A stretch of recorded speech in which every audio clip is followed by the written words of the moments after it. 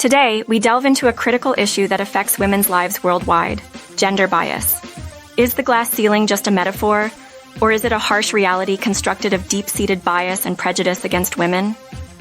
In this video, we explore the causes of gender bias, its impact on women's opportunities, cultural differences, consequences, and how to reduce it.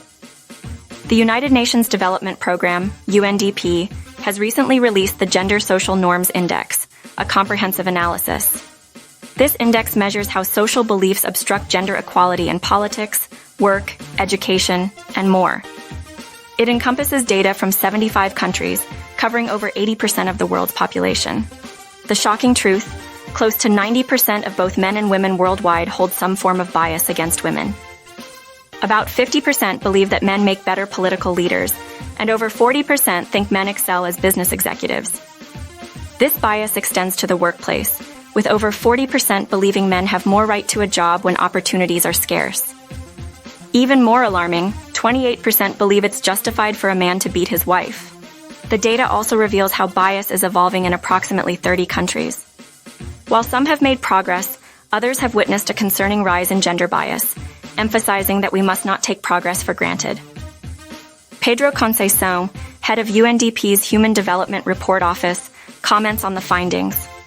We've made strides in areas like education and health, but the fight for gender equality is still a story of bias and prejudices. The power gap. It's the reason for stark differences in economics, politics, and corporations. Despite progress in basic development areas, women hold only 24% of parliamentary seats worldwide.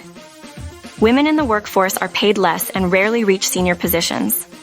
Less than 6% of CEOs in S&P 500 companies are women. Achim Steiner, administrator of UNDP, states that policies must now address the deeply ingrained bias present in both men and women, as well-intentioned policies can only go so far. UNDP calls on governments and institutions to enact new policies that challenge discriminatory beliefs and practices through education, awareness, and incentives. This includes fairly sharing childcare responsibilities through taxes and encouraging women to enter traditionally male-dominated fields. Raquel Lagunas, UNDP Gender Team Acting Director, emphasizes the need for change. New alternatives are needed, and we must break through the barrier of bias and prejudices to achieve gender equality and the vision laid out in the Beijing Declaration over 2 decades ago.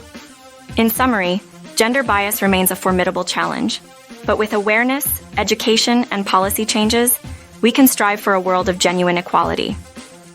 Let's break the glass ceiling together and ensure that women have the same opportunities as men. Thank you for joining us in this exploration of gender bias. If you want to learn more, visit the UNDP website for in-depth information and resources. Don't forget to like and subscribe for more insightful content. Until next time, let's work together to eliminate gender bias and promote true equality.